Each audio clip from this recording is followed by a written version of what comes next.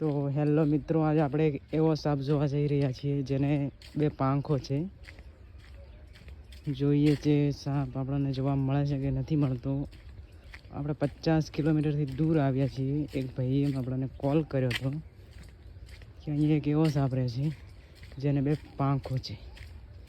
તેમને ફોટો પણ મૂક્યો પણ મને વિશ્વાસ ના થયો, એટલે આપણે તે જ જોવા આવ્યા છીએ. એ પણ એક થડમાં રહે છે, જે બહુ થડ જૂનું હશે, લગભગ 100 વર્ષ જૂનો સાપ છે, બે પાંખો વાળો.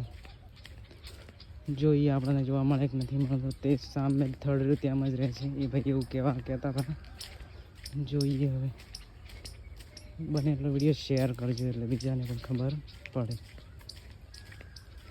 ચલો અહીં થડ બાજુ જઈએ હવે.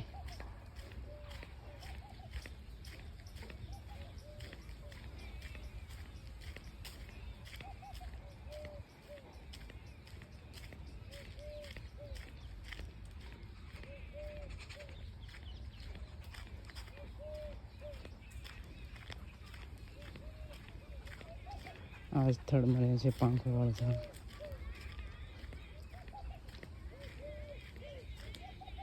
જો અત્યારે તો ક્યાંય દેખાતો નથી, અહીંયા જ રહે છે.